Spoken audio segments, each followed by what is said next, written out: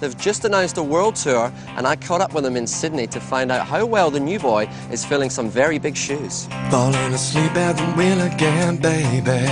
You're drifting over the line. Why a reality show?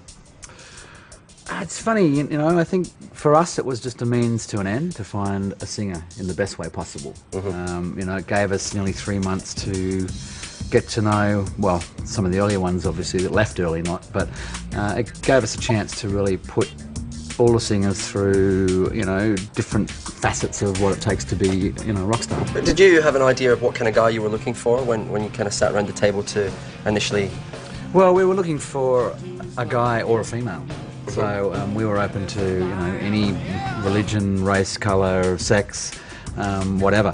So, sort of, I mean, I think the main criteria is we wanted someone that could songwrite, we wanted someone with charisma, you know, we wanted kind of everything, really. I mean, and, you know, that's what we found with JD. I mean, at the end of the day, when it came to the crunch, he had all the goods. So. Now, Pretty Vegas, you wrote that song on the show. Right. Got a bit of flack at the time for doing it. Right.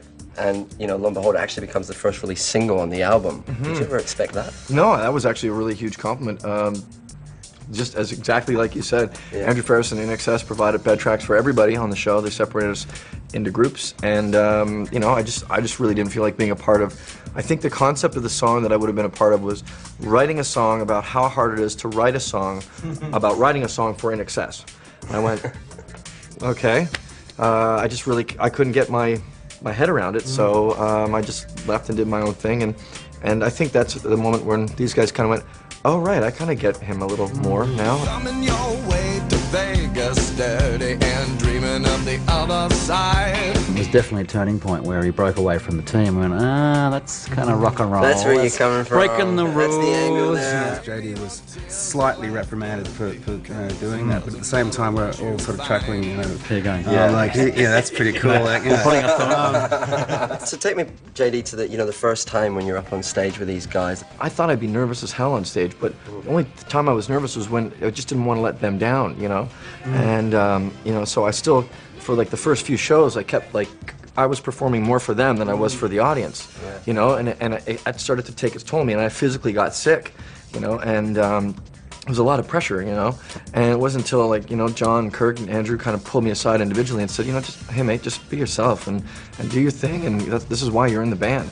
And it's actually the first time in my life that I ever had anybody connect with me about my music, because the only other reciprocation I've ever had about music has been, you know, going, what are you, crazy? You can't do that. No one will ever do that. And I finally got it like, no, go for it, man. And it was just so, wow. Thanks very much for joining us. I think you're all brilliant, and I'm really looking forward to seeing you in concert as well. That's right, I called you an asshole in the lobby.